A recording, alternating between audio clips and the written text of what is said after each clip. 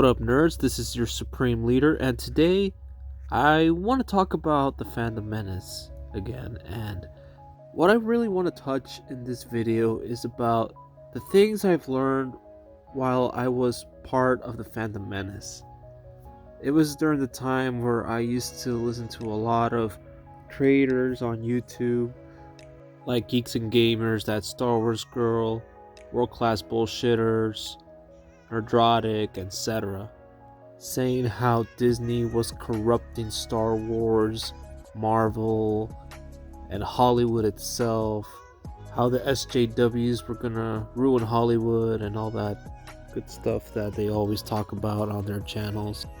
But what I've learned from the Fandom Menace is that this wasn't never about trying to make Star Wars great again. No, this was about content creators spread hate and negativity in these fandoms, and anyone in the Fandom Menace who opposed of our ideas were now considered phony, fake, and an enemy of ours in the fandom.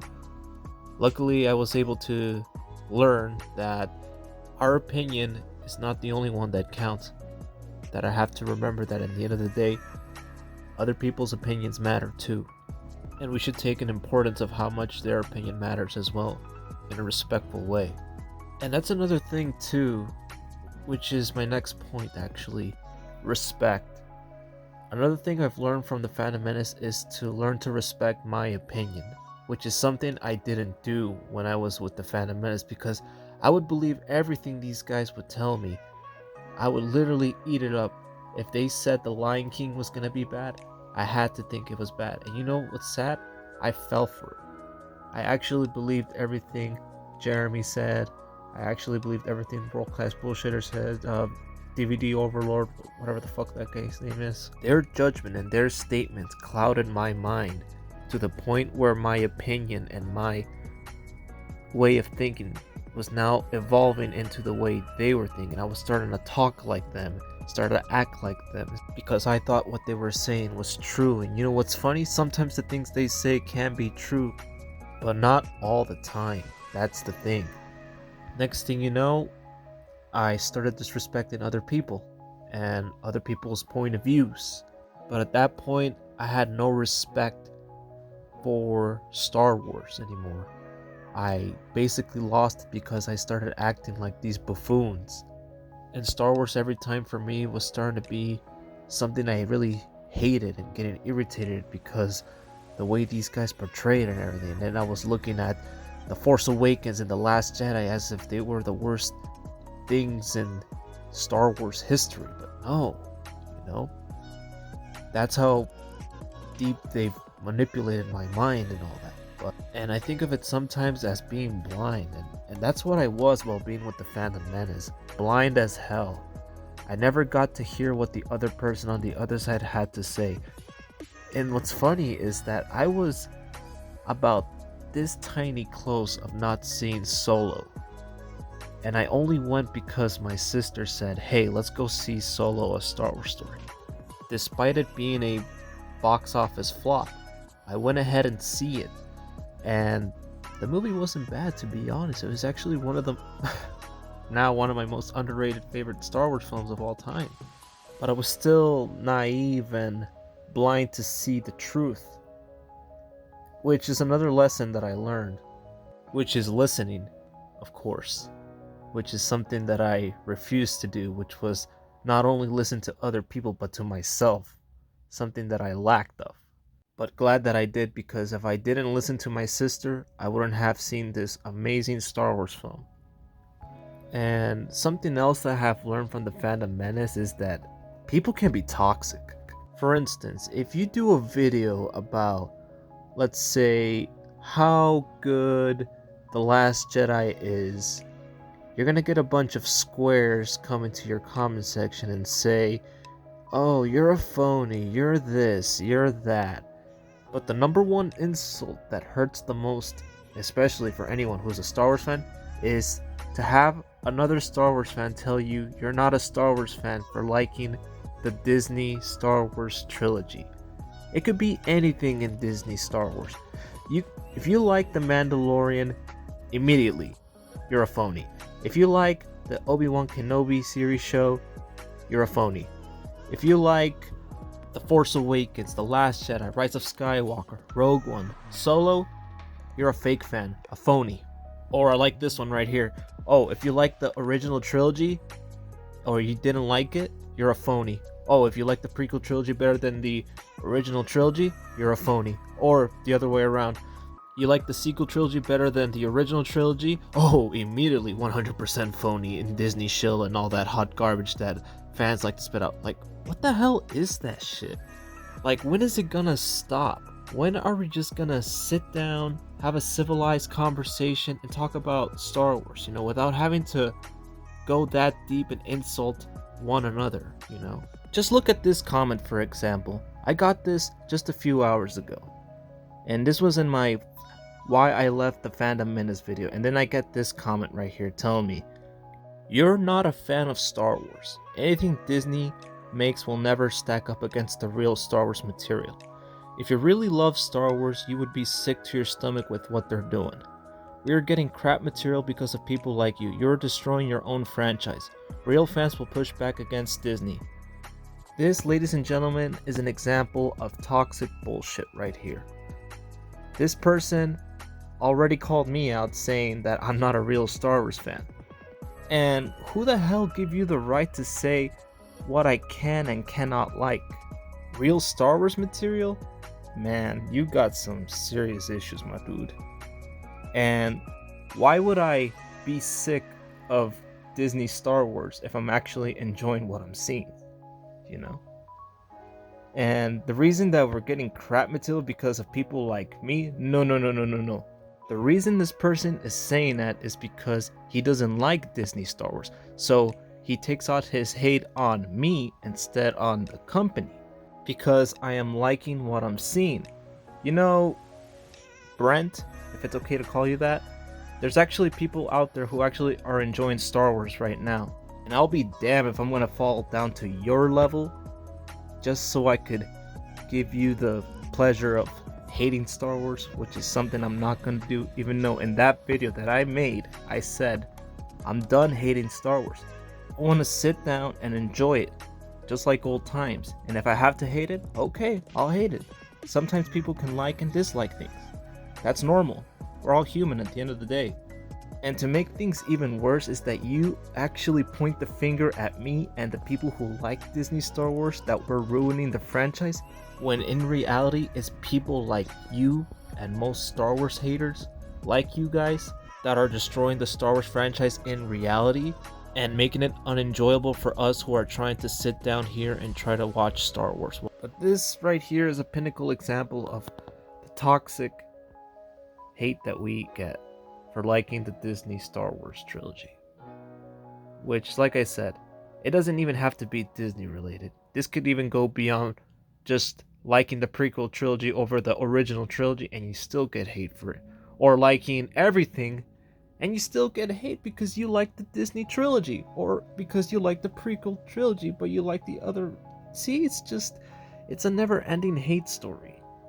And the most important lesson while was with the Fandom Menace is that fans can be toxic as hell, and what I showed you guys, ladies and gentlemen, is an example of a toxic Star Wars fan, and what most Star Wars fans have to go deal with on a daily basis, which kind of sucks, but it is what it is. And another thing too, while being with the Fandom Menace, that I have learned as well is that everything has to be so freaking negative. You can never talk about something positive about Star Wars now. What I've noticed most of these content creators on YouTube who talk about Star Wars is that they talk about how much they hate certain ideas. And that's all they talk about. They talk about how women are the leaders in the shows. They talk about race, gender, SJW stuff, blah blah blah blah blah. They talk about how their franchise got ruined. Nothing never positive about the shows or movies that they review. It's always got to be negative at the end. It has to be something for the fans to take so that when They go out in the world, they're ready to fight back and talk to anyone who is a Star Wars fan, Marvel fan, whatever, and they say, you know what? Your opinion sucks. You gotta listen to me and acknowledge me. Because that's what it's all about. Negativity. You never see these content creators talk about positivity. You'll never hear geeks and gamers talk about what were the good parts in the Obi-Wan Kenobi show, because if he does that, then number one, he's gonna start losing viewership because he's talking positive about Star Wars, and his reason for clicks and views is because of hatred, and hatred surrounds his channel, so he has to hate at all time. But positivity, nope, it's out of the equation. And most of the people in the Fandom Menace surround themselves with videos about how terrible these TV shows and movies are. They never talk about something positive. But they will start talking positive if George Lucas goes backstage, or if Dave Filoni shows up on The Mandalorian Season 3, or if Kathleen Kennedy is rumored to be out of Lucasfilms apparently, or here's the big one, or seeing Lightyear fail, seeing Shang-Chi fail. Oh, that's a good positivity right there, making the movies fail, you know? It's like, what the hell is that? That's not positivity in a way. And then they say, oh, this is a big win for the Fandom Menace and everything. Disney lost and they're all happy and everything. And when they don't get their way, they get all sissy and offended. Yeah, they're only positive if it doesn't fit their narrative. But negativity is strong with the Fandom Menace, and I was filled with that shit when I was with them. And oh man, I was never positive about anything Disney would ever take out. And like, for instance, when The Lion King came out, I was so negative about the movie and all that. And with the other live actions too, I was so negative. And that was something I'm glad that I'm past, because I don't have to no longer have to listen to these buffoons anymore. And now I can make my own decision and declare my own opinion and say what is good or bad for me. And this applies for anyone too as well. You could like and dislike whatever you guys want, you know. And I know I said this before, I'm gonna say it again, but it's all about respect. And it is obvious that with the Fandom Menace, there was no respect, there was no boundaries, and they were going ahead and making fun of Raylos and making fun of Star Wars fans. Whether they want to admit it or not, they went ahead and did and got away with it.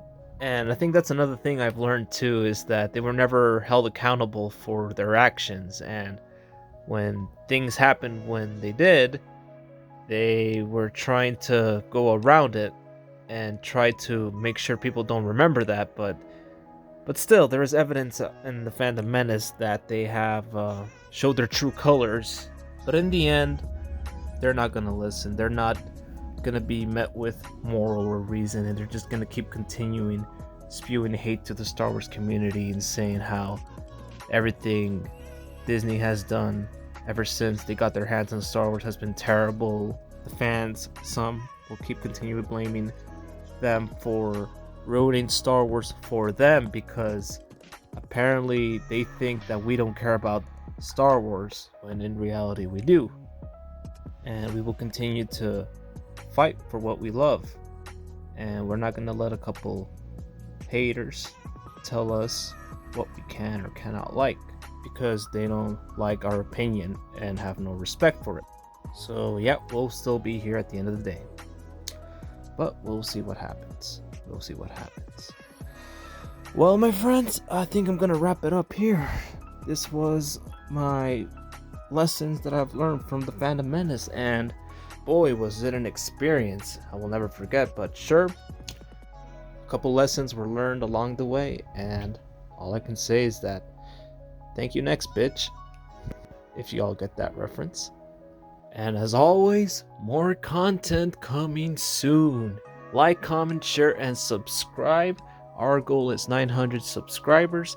Thank you guys for listening. You're all amazing. Y'all take care now, and as always, may the Force be with you. This was your Supreme Leader of the First Order, reporting and out. Peace.